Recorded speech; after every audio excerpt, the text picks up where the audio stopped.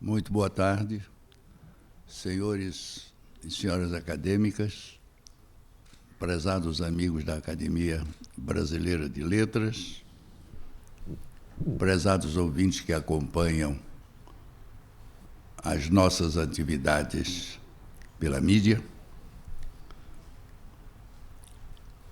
Vamos encerrar hoje um ciclo que é muito caro a esta academia como uma casa da memória. É um ciclo intitulado Memória Reverenciada, que esteve sob a coordenação do acadêmico Alberto Venâncio Filho, que hoje, por motivo de saúde, não pôde estar presente para encerrar o ciclo. Neste conjunto de memórias reverenciadas, nós tivemos aqui um acadêmico de transição, Souza Bandeira, com a conferência de Alberto Venâncio Filho. A segunda memória foi dirigida a Martins Pena, Procedimentos Cômicos e Registros Históricos, uma conferência de João Roberto Faria. E hoje, com o nosso querido Antônio Torres, nós temos um tributo a um homem célebre, pouco celebrado, o acadêmico Alfredo Pujol, um dos grandes mestres que estudou com muita consciência a figura e a atividade de Machado de Assis. A palestra, portanto, de hoje está a cargo de Antônio Torres. O protocolo pede que se faça uma pequena referência a um acadêmico muito ativo, a um grande romancista e que tem dado à casa exemplos da sua atividade e do que ainda pode oferecer a esta instituição. Nascido na Bahia, Antônio Torres estreou na literatura em 1972, com o romance Um Cão Uivando para a Lua, considerado pela crítica a revelação daquele ano. Nos anos subsequentes, Antônio Torres nos presenteou com outros romances, todos verdadeiras obras-primas da nossa literatura.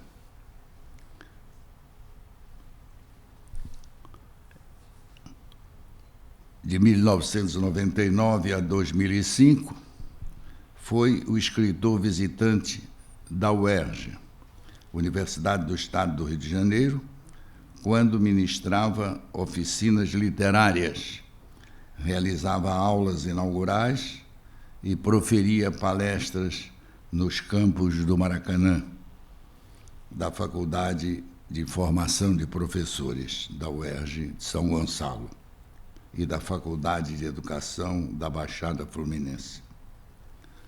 A sua bibliografia é grande e esperamos que continue enriquecida por esses anos afora.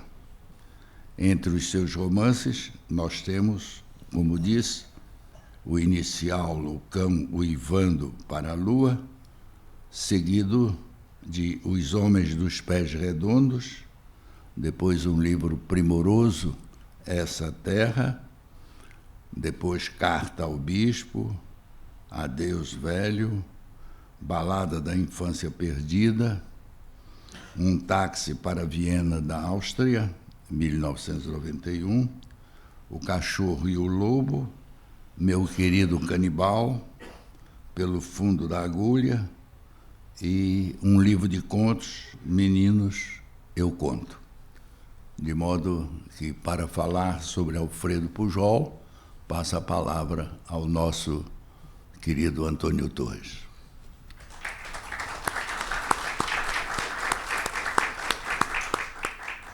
Muito obrigado, mestre Bechara. Obrigado a todos, senhores acadêmicos, caros confrades, caríssima Ana Maria Machado. Em primeiro lugar, um agradecimento muito especial ao Antônio Carlos Sequim, que foi quem me fez o convite em nome do coordenador Alberto Venâncio Filho. Dizer que o próprio Alberto ou o próprio Sequim estariam muito mais indicados para fazer esta conferência do que esse neófito aqui na casa. Apanhei muito para chegar aqui, espero ter feito o dever de casa à altura, não envergonhar ninguém. Queria felicitar,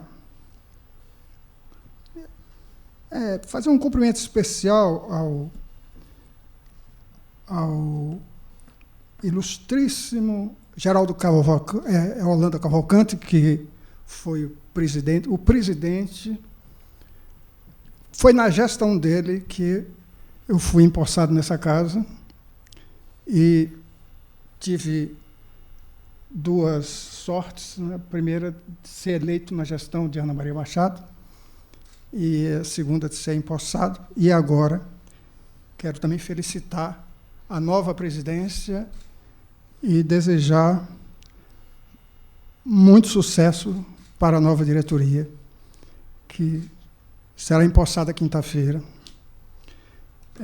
Dizer também que esse título, porque costumam pedir os títulos a gente antes da gente escrever, e é muito difícil dar título antes de escrever. Você não sabe o que é que você vai escrever, você primeiro tem que viajar no assunto muito, né? Mas aí eu me lembrei de uma conversa com o querido Cícero Sandrone, nosso acadêmico aqui, que é um amigo de longa data. Está lá atrás? Cícero. Está lá ainda. E o Cícero, na hora de pensar no título, que a dona Marta ficava pedindo, o título. Eu me lembrei da conversa do Cícero, que ele dizia o seguinte, logo que eu fui eleito, ele disse assim: presta atenção no Pujol, porque o Pujol é de uma cadeira cheia muito estelar, né? Começa pelo Machado de Assis, aí atrás José de Alencar, aí vem o Conselheiro Lafayette, aí vem Otávio Mangabeira, vem Jorge Amado, até chegar no Horta, e as pessoas vão esquecendo. Foi lembrando de você, Cícero, naquela conversa, e eu me encantei com o Pujol. Quando eu comecei a ler o discurso dele, é uma figura fascinante, assim, a modéstia deles. Você vai ler depois, a modéstia não confere com o que ele faz, né? Era um homem muito rico, um intelectual muito rico. E aí me veio esse título. Obrigado, Cícero, você me salvou um título. E, como você sabe, nós todos que escrevemos damos o nosso reino por um título.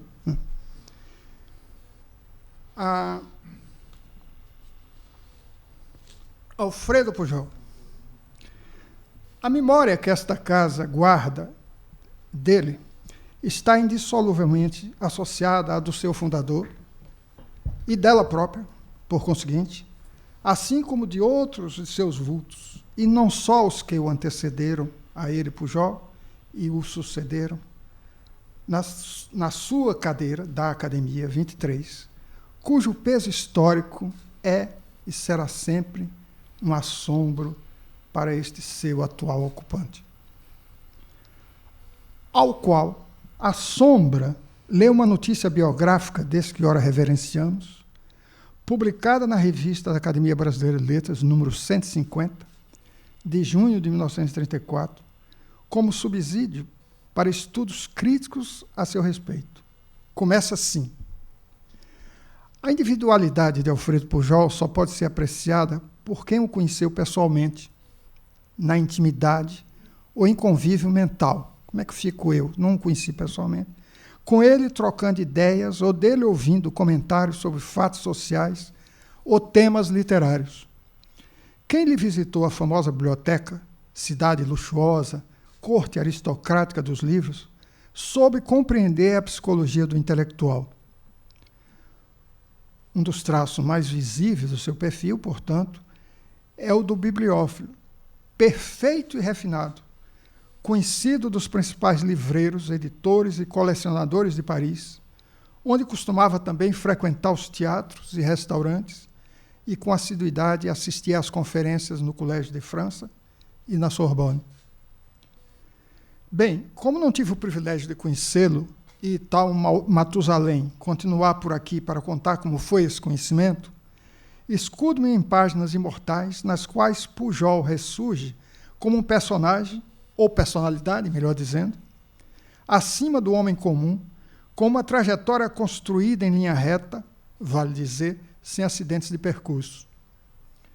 Suas idiosincrasias resumiam-se ao cheiro do tabaco, abominava os fumantes, principalmente os que incensavam a atmosfera da sua biblioteca e deixavam cair cinza nas mesas, nos tapetes ou sobre os livros, e à culinária inglesa, pois, como fino gourmet, preferia a francesa. Ao fazer uma de suas travessias do Atlântico, num navio britânico, só não morreu de fome porque, ao parar na Bahia, fez uma boa provisão de vatapá. E passou boa parte da viagem a biscoito e chá. A guludice, aliás, e o café eram seus raros vícios, ao que se sabe. O que mais importa saber, porém, é de seus dotes intelectuais. Advogado, jornalista e político culto e brilhante, Alfredo Pujol fez da literatura a maior atração do seu espírito. Autor de textos forenses que se distinguiu pela alta qualidade da escrita, discursos e conferências eloquentes e vibrantes, sua estreia literária se fez com uma veemente crítica ao romance A Carne, de Júlio Ribeiro, que classificou de um misto de ciência e pornografia. A seu ver, há nele descrições majestosas, frases potentíssimas, palavras de uma sonoridade encantadora, que falam, que choram, que cantam.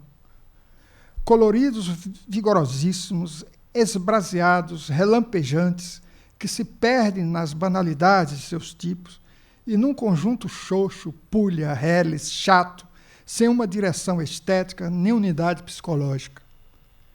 O artigo de Pujol, publicado no calor do lançamento do livro de Júlio Ribeiro, 1888, chamou a atenção do meio literário para a sinceridade, coragem e refinamento de um jovem crítico que apontava na arte naturalista a intenção de provocar escândalo. Ele ainda era estudante, nessa época estava no 3º ano da faculdade. A trama de A Carne, que envolve uma ardente paixão entre uma jovem chamada Lenita e um engenheiro de meia-idade, Manuel Barbosa, com um final trágico, chocou a sociedade por sua exaltação dionisíaca ao prazer e por abordar temas até então ignorados pela literatura brasileira, como o amor livre, o divórcio, o novo papel da mulher e as contradições entre os desejos da carne e os da mente. Toda a atmosfera do romance bafeja um penetrante perfume de selva exuberante, o que o Júlio Ribeiro descreve recorrentemente como na frase a seguir: a lascívia da flora se vinha juntar o furor erótico da fauna. É nesse cenário, no interior de São Paulo, que Lenita se move com o instinto à flor da pele. Frase do Júlio Ribeiro: louca da sua carne, para pôr o seu criador no centro da fama e da infâmia, o que lembra também um romance de Ana Maria Machado, para lembrar o título de um estudo recente sobre ele, de Célia Regina da Silveira, professora da Universidade Estadual de Londrina, autora também do livro Erudição e Ciência, As Procelas de Júlio Ribeiro, 1845-1890, publicado pela editora da Unesp em 2008. Certo, Alfredo Pujol não foi uma voz isolada na avaliação desabonadora da obra riberiana, que suscitou diversos escritos de indignação. Em tom judicativo, José Veríssimo, 1857-1916, classificou-a de escandalosamente obscena, não passando de um parto monstruoso de um cérebro artisticamente enfermo.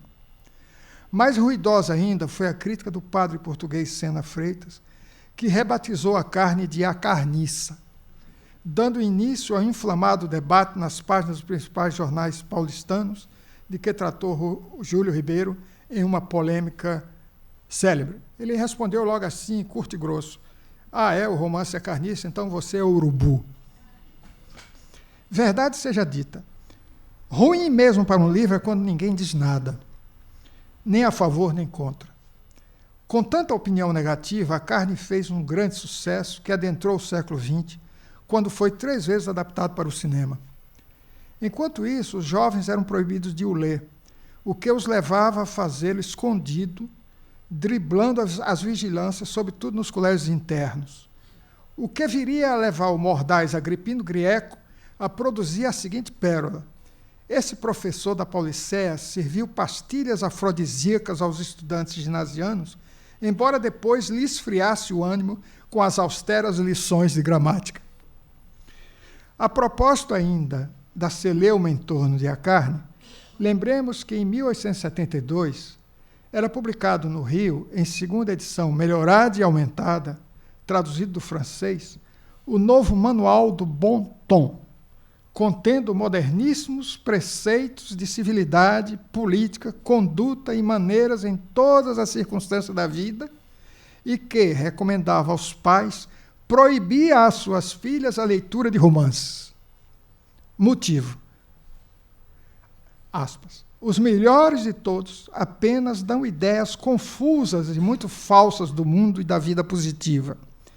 A jovem acostumada a semelhante leitura, se chega a casar, fica desconsolada se não acha, como é natural, no seu marido, o herói do romance em que tantas vezes sonhou.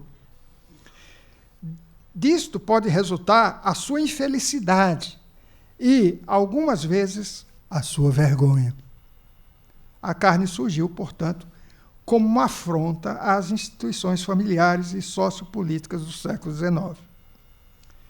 Depois de haver enfrentado, ao longo do tempo, os mais contundentes protestos, o romance de Júlio Ribeiro figura numa coleção chamada A Obra-Prima de Cada Um. Comprei ali na Leonardo da Vinci. Portanto, aquele que Pujol classificara de um pandemônio sem a menor significação para a história literária, hoje, arbitrariamente ou não, é elevado às alturas de Dom Casmurro, Iracema, A Mulher de 30 Anos, Hamlet, etc. Não terá sido a única glória póstuma alcançada por aquele filho de um artista de circo norte-americano, como uma professora mineira, que se tornou professor, jornalista, gramático, filólogo, romancista e ardoroso representante brasileiro do naturalismo, fundado por Émile Zola, de quem se disse um servidor fiel na longa dedicatória que ele fez num francês irretocável. E curioso é que ele assina a dedicatória não como Júlio, mas como Jules, assina em francês. 7 anos após a sua morte, em 1890, ele foi imortalizado como patrono da cadeira 24 da Academia Brasileira, que teve como primeiro ocupante o autor teatral, cronista e contista Garcia Redondo, que tornaria Júlio Ribeiro um eterno vizinho de José de Alencar, o patrono da cadeira 23, fundada por Machado de Assis, e que iria ter ninguém menos do que Alfredo Pujol como seu terceiro ocupante. A cadeira 24 é hoje ocupada pelo querido Sábato Magaldi, que em seu discurso de posse, no dia 25 de julho de 1995, diz que Júlio Ribeiro sobreviveu aos detratores de todas as épocas, tornando-se um clássico. Antes disso, Manuel Bandeira, uma de nossas estrelas da vida inteira, se referia a A Carne como um romance que mereceu ficar na história literária do Brasil.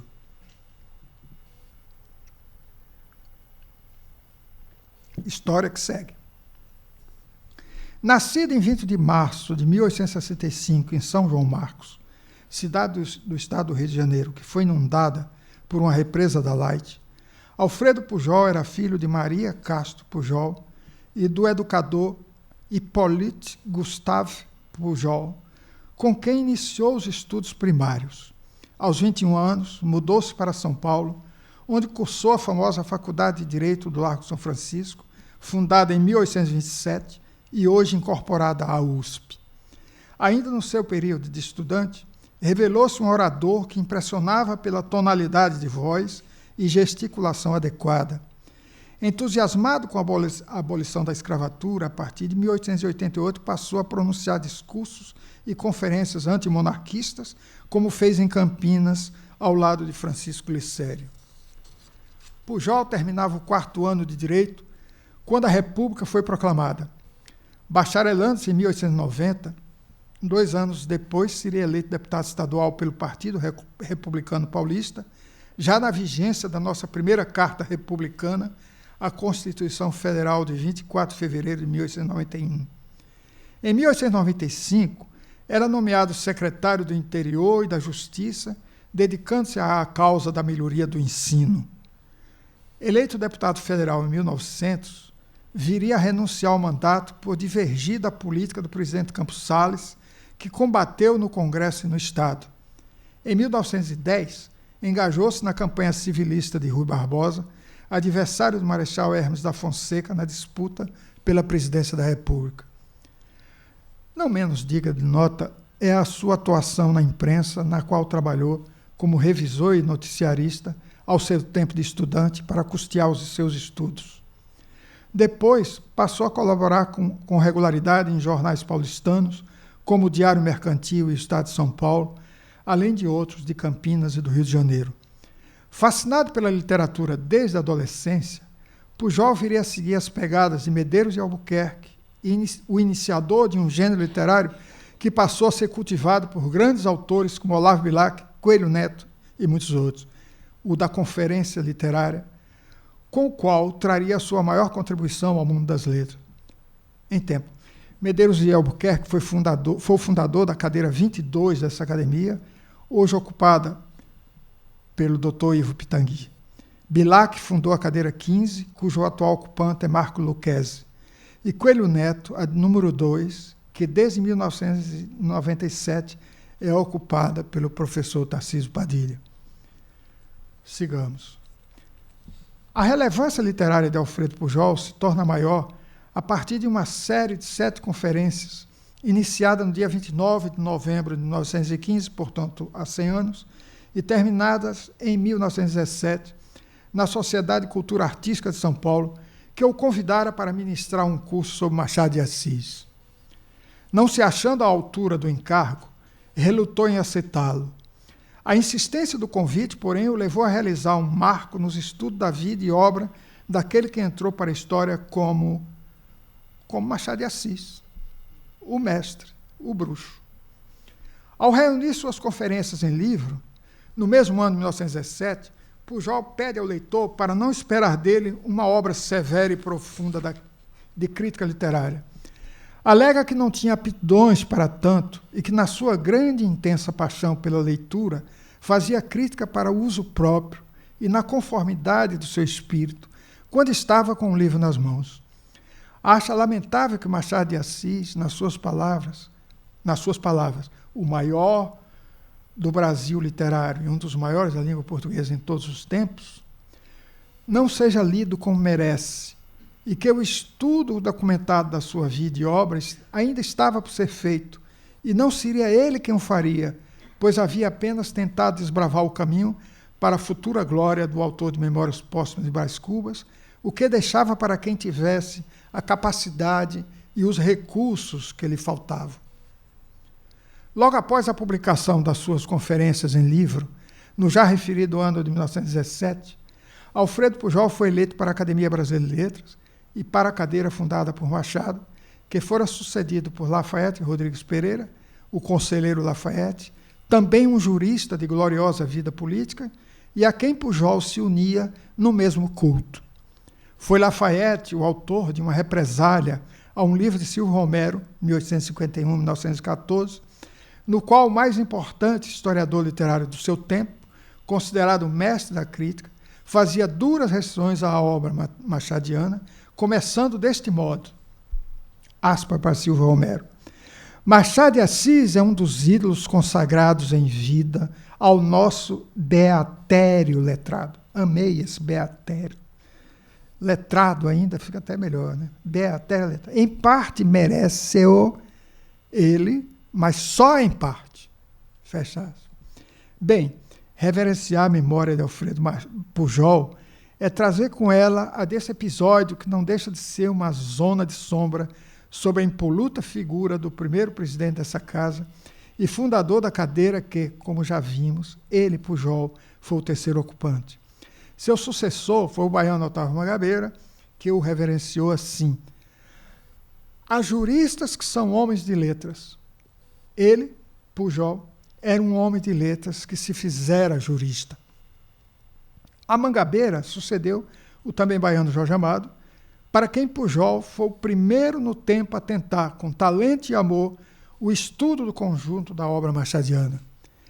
Zé Legatai sucedeu a Jorge e foi sucedida por Luiz Paulo Horta, um dos nossos maiores especialistas em religião e música erudita, a qual se devotou como linguagem divina, na sublime definição do acadêmico Tarcísio Padilha, que o recebeu nesta academia em 28 de novembro de 2008.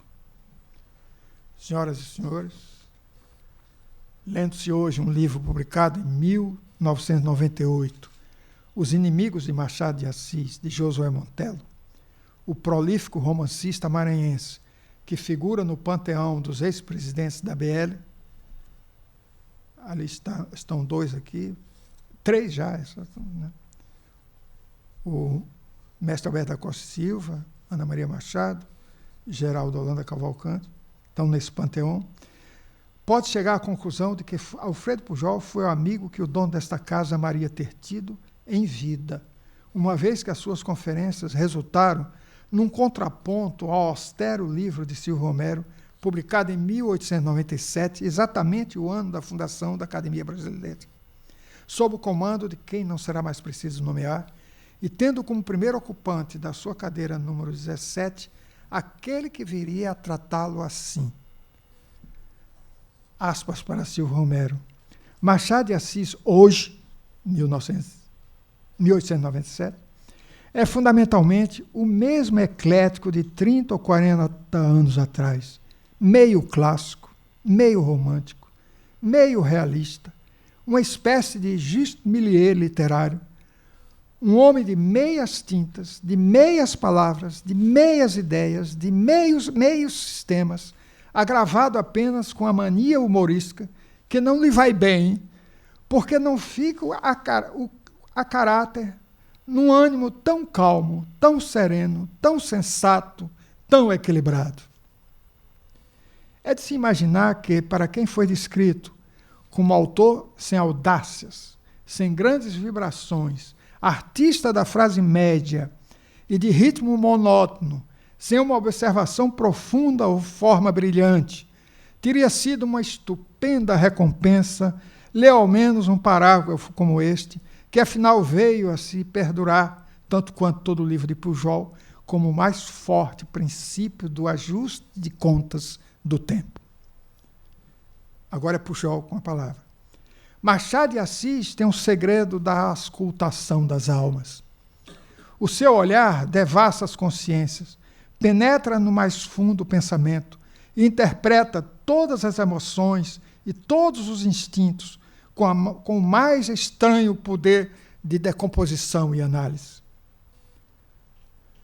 A negação e o louvor sempre acompanharam a glória literária. Lembra-nos o já citado Josué Montello, autor também de Memórias Póstumas de Machado de Assis, e o presidente Machado de Assis, acrescentando: Goethe foi chamado de asno por Claudel.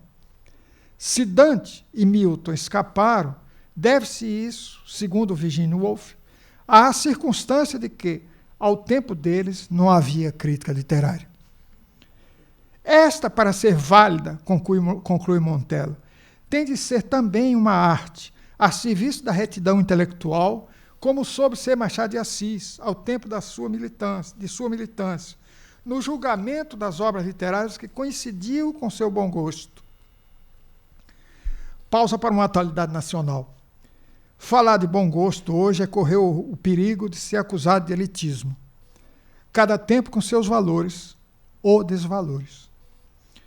É de se presumir, porém, que aos leitores que ainda o têm, o patrulhado bom gosto, espanta saber que só depois da sua morte Machado de Assis viria a merecer o primeiro estudo a lhe fazer justiça, como ressaltou Pedro Lessa, que no seu discurso de recepção ao Alfredo Pujol nesta academia, no dia 23 de junho de 1919, o definiu como autor do primeiro grande livro, verdadeiro e imparcial, acerca da personalidade da obra de Machado, para quem adjudicava, não fora ele, Pedro Lessa, o mais importante magistrado brasileiro de sua época, esta reparação. É notável o destino desse homem de gênio.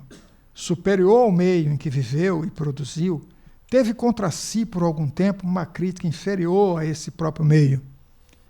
Bem compreendido e admirado apenas por um restrito número de contemporâneos, foi hostilizado por uma crítica apaixonada e romba. Essa crítica, a princípio agressiva somente ao escritor e sua obra, finalmente se lançou contra o próprio indivíduo, contra os próprios sentimentos do homem. Sim, reflexões como essa sinalizam que a extraordinária repercussão das conferências de Alfredo Pujol despertou consciências adormecidas. Tomemos, por exemplo, uma carta de José Veríssimo, fundador da cadeira 18 da BL, hoje ocupada pelo professor Arnaldo Nesquier, datada de 4 de dezembro de 1915, na qual felicitava Pujol pela obra digna do seu objeto, que lhe deixava ansioso pelo resto, e que tudo deveria ser posto em livro para suprir o monumento em mármore ou bronze, que a nossa indiferença é a nossa desídia, conjugada à nossa miséria, não nos permitiriam levantar-lhe ainda. Quer dizer, a primeira das 7 conferências de Pujol levou Veríssimo a deduzir que estava nas mãos dele a oportunidade de acabar com a preguiça até dos amigos de Machado de Assis que ainda restavam, como ele próprio talvez, Veríssimo, de colocá-lo em seu devido lugar. Na leitura do coordenador desse ciclo de memórias reverenciado, o caro confrade Alberto Venâncio Filho, a primeira conferência de Pujol é uma das mais completas. Trata da mocidade de Machado, seus primeiros escritos, seus protetores, seus amigos, e faz um levantamento exaustivo de sua formação. Um trecho.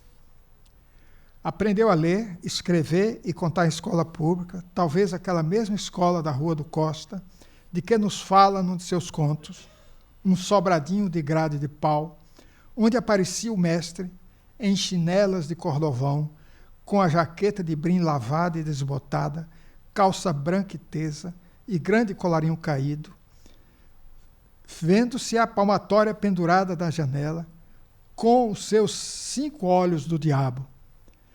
Faltava-lhe o pajem escravo que seguia da casa à escola os meninos ricos, amimados, asseados e enfeitados. Mas a vadiação os nivelava a todos, quando, ricos e pobres, com a cumplicidade de algum pajem peralta, gazeavam a aula, preferindo arruar à toa no Campo de Santana, espaço rústico, mais ou menos infinito, alastrado de lavadeiras, capim e burros soltos. Pujol descreve-o nessa fase como o adolescente que encarou resolutamente as hostilidades destrutivas do meio em que vivia, agarrando-se aos livros dia e noite. Como Stendhal, que devia ser mais tarde um dos modelos de seu espírito, encontrou na leitura a doce consolação da sua alma assustada e medrosa, a consciência da sua elevação mental e a estrada luminosa da sua irresistível vocação literária. Voltando à carta de José Veríssimo. Admirei muito a inteligência do artista e da obra, ainda incerta da primeira mocidade. A habilidade com que estremeou outras espécies, todas interessantes, a trama do seu discurso, a excelência da composição elegante, sóbria e vernácula, e o justo dos conselhos, da apreciação e da crítica. Medeiros de Albuquerque também escreveu a Pujol para lhe dizer: a proposta de Machado de Assis há uma nota que sempre julguei justa no livro de Silvio Romero. Não sei se você conheceu o Silvio de perto. Era um sujeito excelente, bom, afável, acolhedor, alegre, tão agressivo quando escrevia, como meigo na intimidade. Tinha, porém, uma idolatria feroz por Tobias Barreto. Ora, para ele, Machado cometera o grave crime de haver obtido mais sucesso do que Tobias. Se Machado dissesse que era discípulo de Tobias, no dia seguinte Silvio o acharia genial. Parênteses. O poeta sergipano Tobias Barreto é o patrono da cadeira 38, fundada por Graça Aranha, hoje ocupada pelo senador e escritor José Sarney. Outra carta que pede para ser posta na mesa é a do próprio Machado de Assis a um seu amigo próximo, Carlos Magalhães de Azeredo, fundador da cadeira 9, a do nosso ilustríssimo contemporâneo Alberto da Costa Silva. Personagem perfilado à perfeição nesta e em outras casas, Biblioteca Nacional, Universidade Federal do Rio de Janeiro, pelo caro acadêmico Antônio Carlos Sequim, Magalhães de Azeredo tinha idade para ser filho de Machado e vivia longe do Brasil como diplomata. Ao agradecer ao jovem confrade por um artigo em que o elogiava numa revista portuguesa, ele, o sempre sereno Machado, acabou lhe fazendo um raro desabafo, jamais manifestado de público em relação aos ataques de Silvio Romero. Essa postura olímpica não era de se estranhar em quem, ainda aos 23 anos, dera o seguinte conselho à sua própria pena. Esse conselho a gente devia passar para todos os facebookeiros, todos os blogueiros, todos os etc. de hoje, comentaristas políticos, o diabo, né? Vejam só. Machado de Assis para a sua própria pena. Não te envolvas em polêmicas de nenhum gênero, nem política, nem literárias, nem quaisquer outras. De outro modo, verás que passas de honrada a desonesta, de modesta a pretensiosa, e em um abrir e fechar de olhos, perdes o que tinha e o que eu te fiz ganhar. Ele se manteve dentro do comedimento que se impôs desde moço, até quando desabafou para o seu fiel interlocutor Magalhães de Azeredo.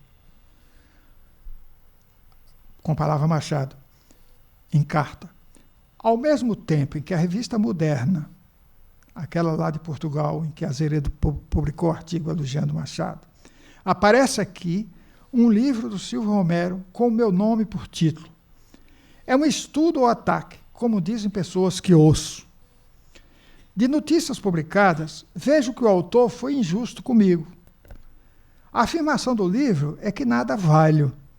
Dizendo que foi injusto comigo, não exprimo uma conclusão minha, mas a própria afirmação dos outros.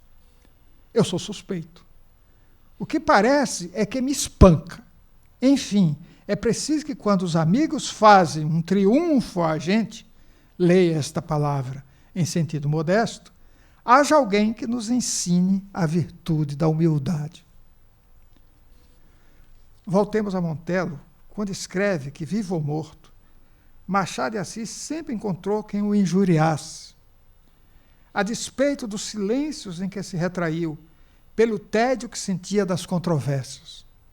Refratário aos litígios da pena, quer na defesa de sua obra, quer na defesa dos valores que essa obra refletia, soube manter-se fora das contestações intelectuais, sem, contudo, deixar de exprimir o que sentia, o que pensava. Certo, daria impressão de alheamento ou de insensibilidade, fechado no seu próprio mundo, quando a verdade é que soube estar atento à sua arte, ao seu tempo, à sua condição, ainda quando pareceu omisso ou indiferente. Com a autoridade que a sua profícua pesquisa lhe conferiu, José Montello enxergou a luz no túnel em que os inimigos de Machado de Assis trafegavam, na contramão dos quais Alfredo Pujol dava largos passos. Para Montello, os livros básicos sobre Machado de Assis começam pelo de Pujol. De fato, ele passou a servir de fonte para os que vieram depois, como Lúcia Miguel Pereira com seu clássico Machado de Assis, Estudo Crítico e Biográfico. Se Pujol mais não fez, foi por haver tido uma atividade intelectual dispersiva, ao ponto de sua produção literária embaraçar-se na sua trabalhosa advocacia, para recorrer às palavras de Pedro Lessa, que via nele um homem de letras acima de tudo, e desde jovem, quando teve o seu ambiente doméstico formado pela literatura. Além da crítica à carne e do livro sobre Machado de Assis, relançado em 2007 pela BL, em coedição da Imprensa Oficial de São Paulo, com a apresentação do acadêmico Alberto Venâncio Filho, Pujol reuniu alguns de seus textos forenses no volume Processos Criminais. Vários de seus discursos mereceram publicação em folheto, entre eles o de um elogio a Floriano Peixoto. Menos lembrada, porém, foi sua investida na ficção, quando, junto com 11 acadêmicos, entre eles Afonso Celso, Constâncio Alves, Gustavo Barroso, Rodrigo Otávio, Xavier Marques. Sequinho, obrigado pelo passe. Ele me deu um passe de telefone, dizendo, olha, tem um negócio assim, corre atrás, corri atrás e achei. Salvou a minha viagem. Pujol participou de um projeto de um romance de colaboração, intitulado Memórias de Antônio Ipiranga com Y, cujo protagonista é um jovem do século XIX que vai estudar direito em São Paulo. Pujol escreveu o 6º capítulo, que se passa entre os anos de 1847 e 1851. Foi publicado no número 80 da Revista da Academia Brasileira de Letras, agosto de 1928, mais precisamente, da página 434 a 446. Na trama continuada por Pujol, o Antônio do título já está no seu 2º ano de faculdade, e a viver entre leituras virgilianas, aprofundamento de relações com os colegas e a cidade, projetos para o futuro, saudades das gloriosas manhãs fluminenses, trazidas por uma carta da sua mãe, uma costureira que se redobrava para custear os seus estudos. Vamos, Totônio, com esse canudo de bacharel, depois cuidaremos da casa, do escritório e da noiva, pois não? E lá vai Totônio, impulsionado pelos desejos maternos. Teus sonhos serão realizados, serás um grande advogado, serás deputado, cobrirás de glória os cabelos brancos da tua mãe que tanto te quer. Isás, Totônio festeja com os amigos a pelega de 100 bagarotes que a mãe lhe enviara, assim como a admissão no escritório de advocacia do Dr. Gabriel dos Santos Rodrigues, um influente chefe político de vasta clientela, na casa de quem conhecerá a valorosa constelação liberal que ergue a voz e quer ser ouvida pelo país e toma envolvimento político daí por diante, e nenhuma aventura amorosa que vale a pena contar, a não ser, talvez, diz o protagonista da história, a que ele fez sofrer certa atrizinha baiana que era uma peste de mulher. No derradeiro ano do curso jurídico, Totônio passa a morar com Álvares de Azevedo, na chácara dos ingleses. Foram esses os dias mais felizes da minha vida de estudante. Éramos, o poeta e eu, como 2 irmãos. Nem posso exprimir a devoção que me inspirava aquele extraordinário rapaz, cuja adolescência transcorreu em plena glória.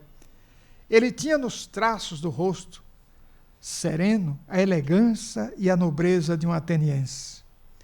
achava infinito xiste nos bestialógicos que o Bernardo Guimarães improvisava nos nossos serões da República, de estudante, óbvio, e que eram verdadeiros primores no gênero.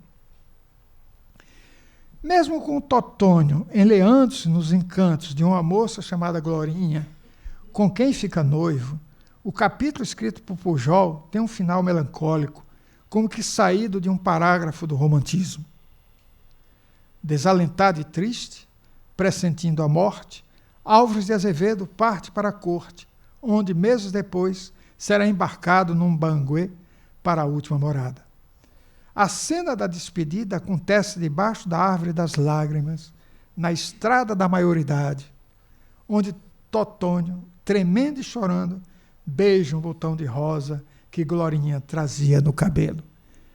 Nenhum roteirista de Hollywood faria melhor. Só botar The End, tá perfeito. O epílogo desse capítulo.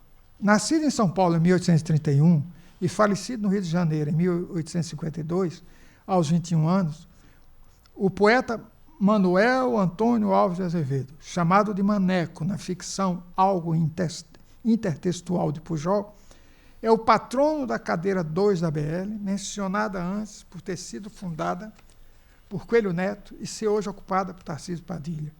Agora faz o momento de completar o seu histórico. Mestre Padilha sucedeu a Mário Palmério, o sucessor de Guimarães Rosa, que sucedeu a outro João Neves da Fontoura, o segundo a ocupá-la na sucessão de Coelho Neto. Como na descrição que Pujol fez da partida de Álvares de Azevedo, a sua própria foi desalentada e triste. Ele faleceu em 20 de maio de 1930, na capital paulista, aos 65 anos, depois de uma prolongada agonia, com padecimentos atrozes em torno da família, dos amigos e admiradores. Foi o duro preço que pagou por cuidar mais do trabalho do que da saúde, numa vida de total operosidade. A sua competência jurídica, os recursos do orador e do escritor, a sua dedicação, a sua sociabilidade, assim como a fama que seus triunfos lhe renderam, levaram-no a ser muito solicitado. O movimento no seu escritório era intenso e ele madrugava trabalhando em casa. E tome café.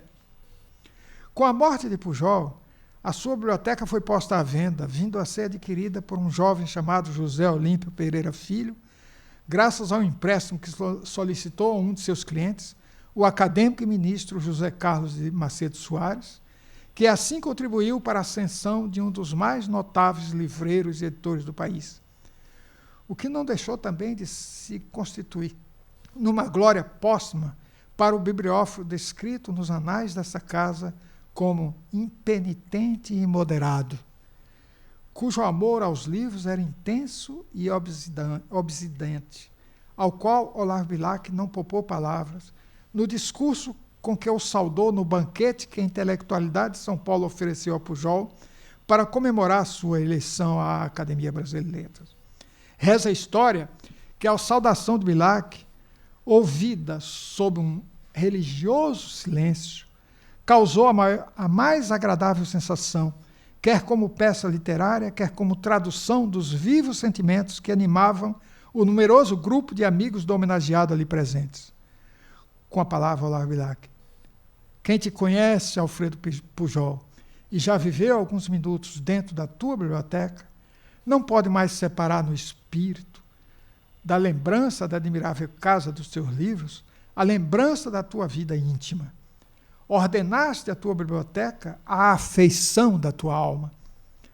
Bilac ressalta que na bibliofilia de Pujol havia inteligência, discernimento, bom gosto, olha ele de novo, erudição, e que no bibliófilo Pujol havia um sábio.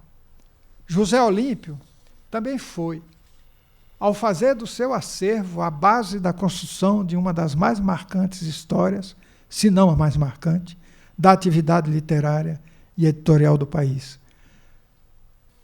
Por falar em Zé Olímpio, a Zé Olímpio continua como um selo da editora Record e continua publicando grandes autores, muitos desta casa, como Raquel de Queiroz, José Lins do Rego, Ferreira Goulart, recentemente também acampou toda a obra do querido Antônio Calado. Quer dizer, não é o mesmo, nada será como antes, mas o selo Zé Olímpio, que nasceu com a biblioteca do Pujol, continua no ar. Por falar em Zé Olímpio, Pujol foi advogado da Academia Brasileira de Letras, no inventário do livreiro Francisco Alves, o sempre louvado benfeitor desta casa, cujos bens estavam localizados em São Paulo. Com memória puxa memória, registro que no dia 8 de outubro de 1924, Alfredo Pujol recebeu aqui na BL o acadêmico Cláudio de Souza, o sucessor de Vicente Carvalho, na cadeira 29, fundada por Arthur Azevedo, tendo Martins Fontes como patrono, e é hoje brilhantemente ocupada pelo nobilíssimo presidente Geraldo Holanda Cavalcante, sucessor, muita proposta em relação a Pujol, do bibliófilo José Mindlin, que sucedeu a Josué Montello, já devidamente memorizado aqui por motivos mais do que justos. A Pujol coube mais uma justiça à sua história, e esta da cidade de São Paulo, que o imortalizou como nome de rua no bairro de Santana. Portanto, a sua memória está de pé. Vamos vê-la. De pé. Ficou. A sua memória está de pé, e não apenas nesta casa, que haverá sempre de reverenciá-la.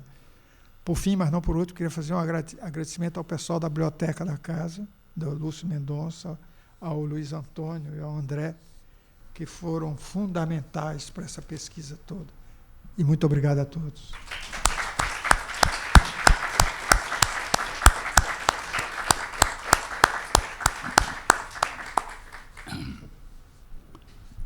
Ficamos, depois desta palestra, ficamos a dever a Antônio Torres uma visão do Pujol sob a ótica do romancista. Reparem que Antônio Torres não veio aqui como um historiador de literatura, um historiador tradicional de literatura, dizer que Pujol nasceu, viveu, se construiu, escreveu e morreu.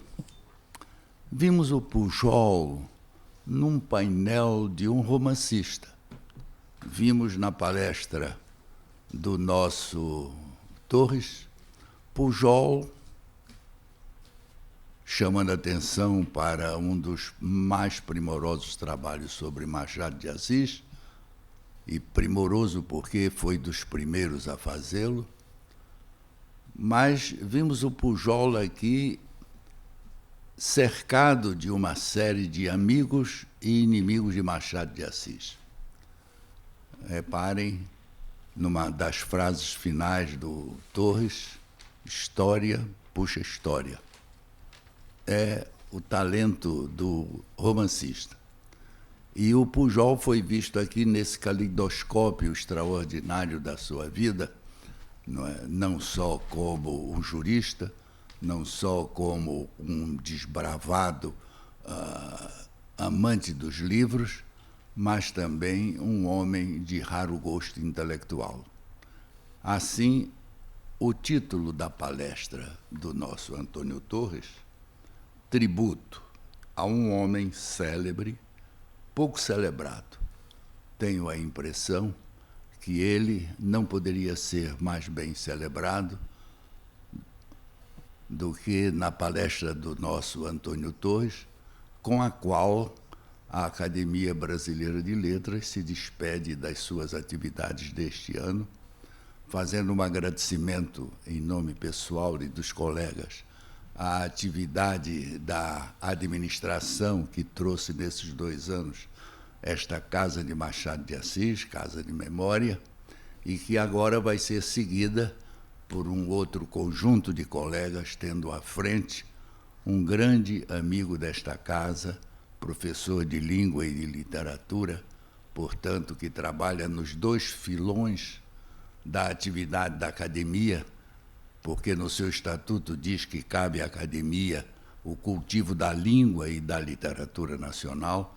Então, acreditamos que a nova administração, a nova presidência, os novos diretores da Casa de Machado de Assis, continuando o trabalho que vem sendo desenvolvido através das várias presidências, temos a certeza absoluta que esta nova direção fará o mesmo brilho das direções anteriores e que estará aqui em 2016, em março de 2016, voltando a essas atividades, devolvendo ao povo brasileiro aquilo que a Academia Brasileira de Letras recebe dele.